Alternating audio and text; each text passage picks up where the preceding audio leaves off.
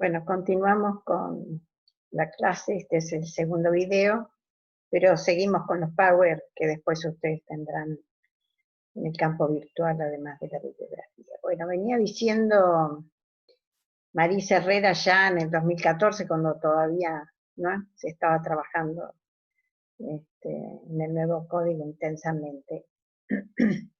Ella afirma, con respecto ya directamente en un artículo sobre el tema del nuevo código en el campo de los derechos humanos, y ella dice, y yo acuerdo, desde mi humilde lugar, porque ella es abogada y yo psicóloga, ¿no es cierto?, pero tantos años articular con el campo jurídico me siento, con todo el respeto, a otra disciplina.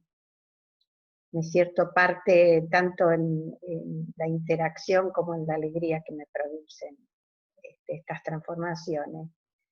Que este código es el que ha interpelado de manera profunda la legislación civil actual, a tal punto de presionar, dice, una nueva normativa integral y sistémica.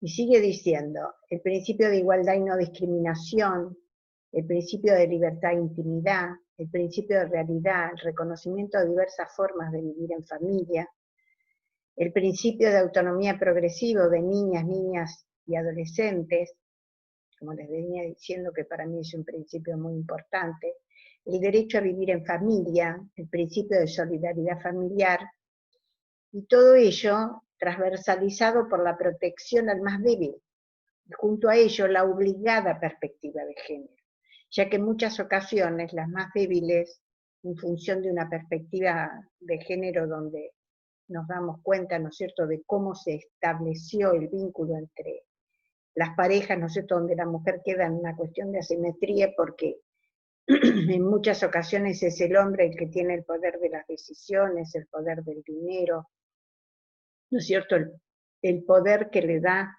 y le ha dado la sociedad de hace tantísimos años, esa desigualdad que sigue existiendo en muchas cuestiones, aunque hemos avanzado muchísimo y hay que seguir trabajando en ello, en la relación de hombres-mujeres, ¿cierto? Que tras la ruptura de la pareja, queda totalmente la mujer en muchas circunstancias en forma desamparada.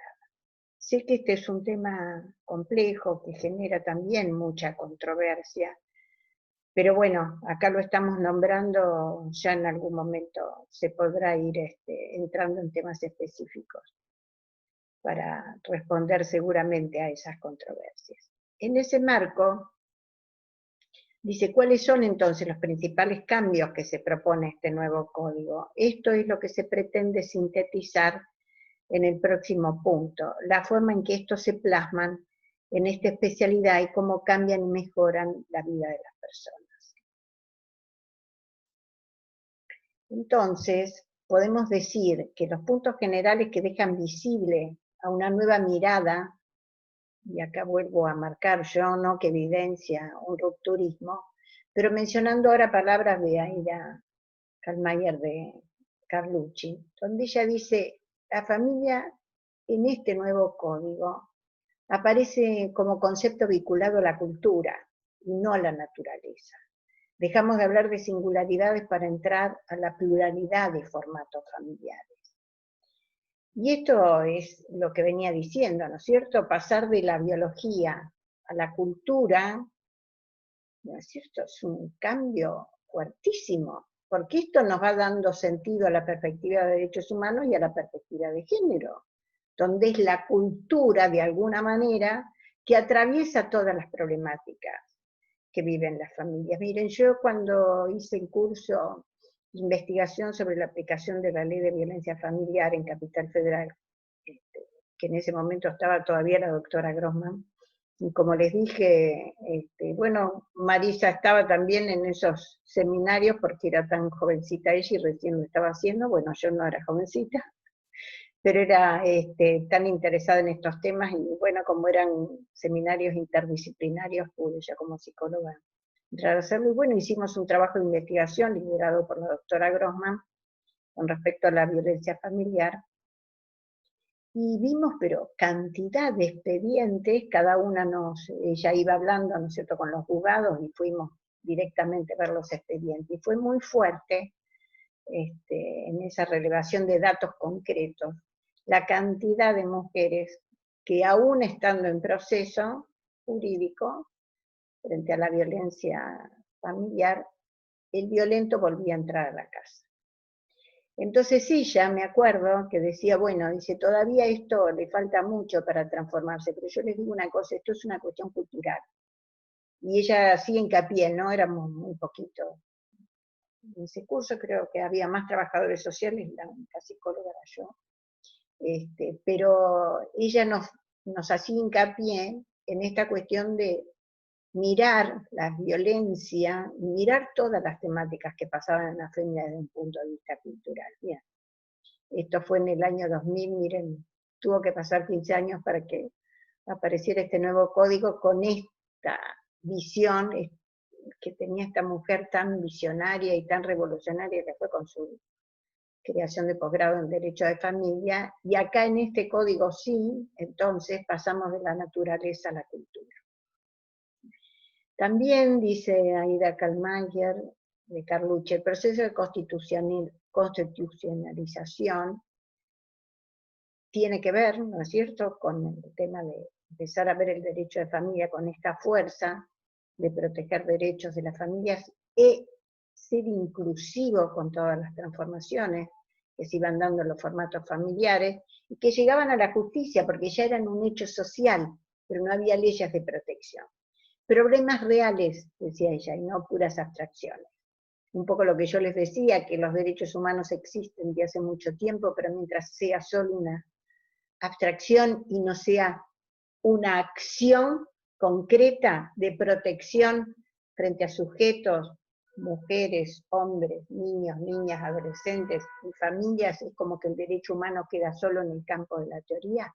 Bueno, en esto lo mismo, problemas reales, lo que la sociedad va transformando. La sociedad no se transforma preguntándole a la ley, esto se transforma, no, los hechos afectivos, los vínculos, las relaciones y las familias se van produciendo porque son cambios que no están bajo el control de la ley. Por eso la ley siempre va atrás de los hechos, y para que sean protecciones reales tiene que haber problemas reales que den leyes concretas de protección y regulación.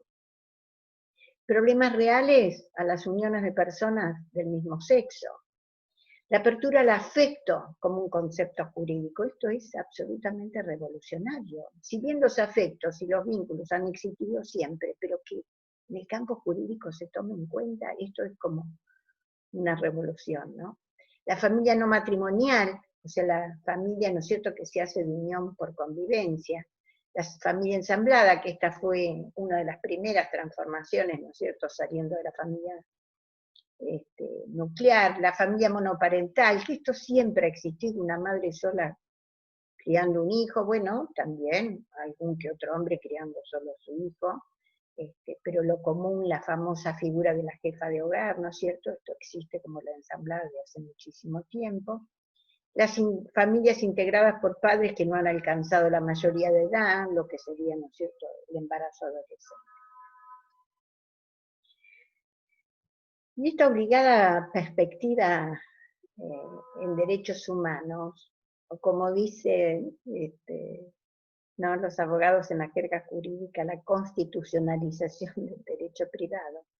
Esta mirada revaloriza y coloca en un lugar de privilegio las nociones de inclusión, pluralidad, libertad e igualdad. Y le da ese marco, como le digo yo, que no tiene que ver con ideología ni partidaria.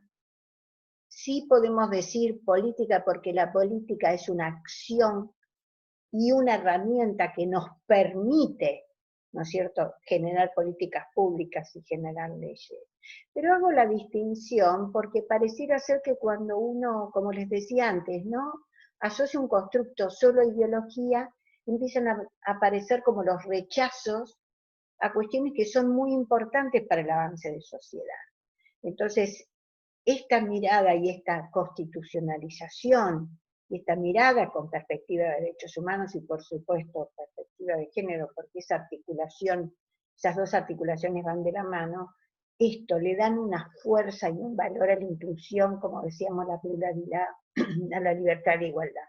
El Código Civil y Comercial regula las técnicas de reproducción humana asistida como una tercera fuente filial, lo llamada voluntad procreacional, ¿no es cierto? Es decir, quién o quiénes quieren ser padres por sobre a quien pertenece el material genético.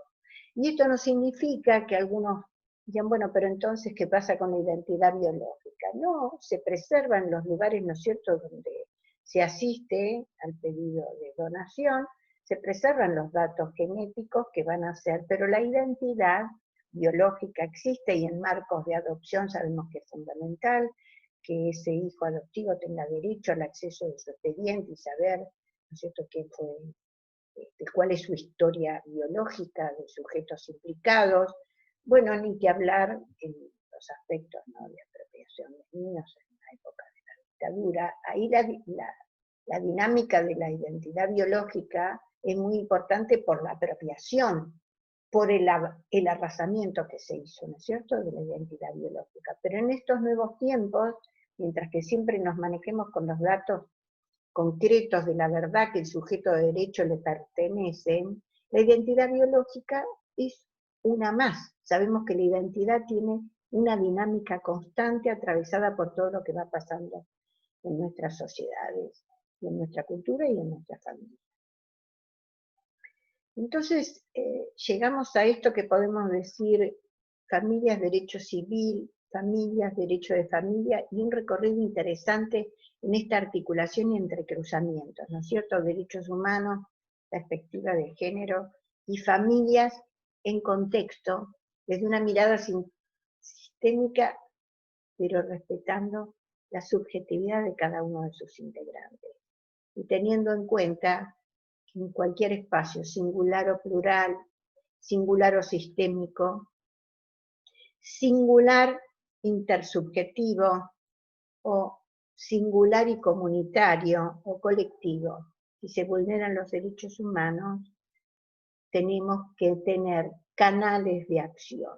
Y en la medida en, como veníamos diciendo, que esto sea una transformación cultural, a medida que vayan pasando los años, unos cuantos, la práctica de los derechos humanos va a ser una práctica más como tantas otras. Mientras tanto, estos cursos y estos abordajes seguramente van a ir dando esta posibilidad de hacer un puente de unión, ¿no es cierto?, entre la perspectiva de género y la perspectiva de derechos humanos con cada uno de los ciudadanos. Tal como expresa Marcela Basterra, podemos decir que a partir de la reforma de 1994, y acá empezamos las articulaciones, en aquel momento se modifica el sistema de fuentes de ordenamiento jurídico argentino. Es decir, al producirse la internacionalización de los derechos humanos. Ese cambio producido en el sistema jurídico, el sistema de fuentes, ¿no es cierto?, que fue captado y ordenado en el nuevo Código Civil, es donde aparece la incidencia del derecho supranacional sobre el derecho interno. Qué interesante, ¿no? Porque creo que hacer esta línea, que para los abogados seguramente, ¿no es cierto?, no es novedoso, y disculpen que estoy como haciendo una especie de intromisión en su disciplina, pero lo estoy haciendo desde el marco de la psicología, en cuanto a que los psicólogos seamos peritos o hagamos intervenciones adentro de los gabinetes psicosociales, ¿no es cierto?, que llegan las familias con problemas, o en la asistencia a la oficina de asistencia a la víctima, o en la oficina, ¿no es cierto?, donde se reciben las denuncias de violencia, o en la clínica. Es importante que el psicólogo no desconozca esta perspectiva de derechos humanos y que no desconozca esta articulación, porque el psicólogo también tiene una responsabilidad social en su intervención. Por lo tanto, este recorrido que hago yo de lo jurídico no tiene que ver con mostrarme como abogada, sino mostrar a mis colegas psicólogos que intervienen en articulación con la justicia, pero también en la clínica, que no se puede desconocer esta articulación, porque nosotros como disciplina también nos tenemos que apropiar de los derechos humanos. Entonces, esta particular adhesión a un sistema que decimos supranacional, ¿no es cierto?, por encima de lo nacional, con respecto a los derechos humanos, tiene una directa influencia sobre la validez de las leyes y decisiones judiciales, que quedan sometidos no solo al control de la Constitución o la constitucionalidad, sino también al de la convencionalidad. Por eso hablamos de, hay adherencia a esta convención, ¿no es cierto?, está adscrita a esta convención, y ahí me parece que lo global, lo regional y lo local adquiere una interacción de esta articulación que va dinamizándose y que de a poco va llegando, ¿no es cierto?, al campo jurídico, al campo de las ciencias que intervienen de la mano del espacio judicial, a las familias que no son más que sujetos de derecho y ciudadanos, que de alguna manera vamos todos interactuando para no permitir que se vulneren estos derechos. Y decía, nos dice Marisa Herrera, en este entrecruzamiento, ¿no es cierto?, entre derechos humanos y derechos de las familias. Para resaltar entonces, dice ella, los derechos humanos, nos obliga a pensar desde la pluralidad. ¿Sí? Entonces, salimos del constructo familia, que sería, ¿no es cierto?, sin la S, como decimos, y ahora denominamos las familias, con S grande, para no olvidarnos. Entonces, superando lo singular, se dice la familia heterosexual con hijos biológicos como modelo central y único de la escena familiar, o sea, lo que se llama la familia nuclear tradicional, hoy la tenemos que tener en cuenta como una familia más. Y en esto también quiero dejar una salvedad, que entiendo que a lo mejor para todos es muy claro, pero a mí me parece que es importante recalcar. Ingresar la pluralidad, ingresar nuevos formatos de familia, no es descalificar la familia tradicional. A mí eso también me parece muy importante tenerlo en cuenta. Sí es cierto que cuando se hace el análisis hay que comprender que hasta que hemos logrado esta transformación, la única familia que se le daba valor y que se le daba entidad social, cultural y jurídica era la nuclear. Y por eso muchas veces, en textos más interpelantes, se habla, ¿no es cierto?, que es la familia que hizo hegemonía en la cultura, era la familia esperable, la familia normal. Pero no me parece que tengamos que pasar de qué fue justamente la familia entronada, sostenida por las religiones, sostenida por la ley, sostenida por la cultura, dejando a todos los demás afuera, ahora a pensar que esta familia es la que hay que dejar con una mirada de desvalorización. No, la familia tradicional seguirá existiendo, ¿no es cierto?, padre, madre, pareja heterosexual con niños biológicos o niños con adopción, niñas o adolescentes, pero es una familia más. No es la familia que está en el vértice como aquella que se aspira como ideal. Es una familia más, pero está integrada al sistema de la pluralidad. Esto me parece importante tenerlo en cuenta. Bueno, antes de comenzar